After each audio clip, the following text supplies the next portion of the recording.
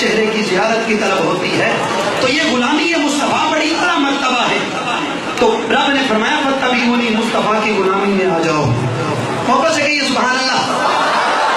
تو غلامی مصطفیٰ میں جب آ جاؤ گے، مصطفیٰ کی اتباع میں آ جاؤ گے، پہلے تمہارا یہ دعویٰ تھا کہ تم رب سے پیار کرنے والے ہو، مشہور ہے بات، اس کی تفسیر آپ نے سنی ہوگی، پہلے تم رب سے پیار کرنے والے تھے، پھر تمہیں یہ مجدے جہاں فضا سنانے لگائے کہ پہلے تم رب سے پیار کرنے والے تھے، جو ابھی تم بولنا، پھر رب قدیر تم سے پیار کرنے لگ جائے گا۔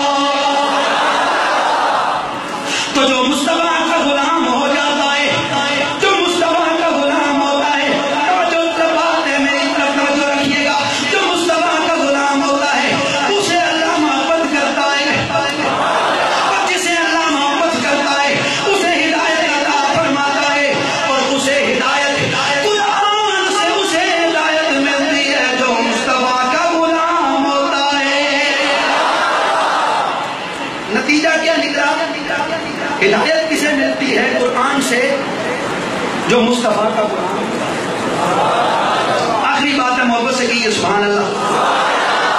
اگر قرآن پڑھنے والا ہو، کتنا بڑا نمازی ہو، زکات ادا کرنے والا ہو، سو حج کرنے والا ہو، اگر دل میں مصطفیٰ کا پیار نہیں ہے، قرآن سے اسے ہدایت نہیں ملنے والی، گنہگار ہے، بدکار ہے، سیاہکار ہے، لیکن ہے مصطفیٰ کا غلام، قرآن پڑھے گا اللہ اسے ہدایت عطا فرما دے گا۔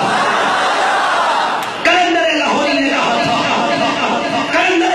کہا تھا محمد کی غلامی دین حق کی شرط اول ہے، محمد کی غلامی دین حق کی شرط اول ہے۔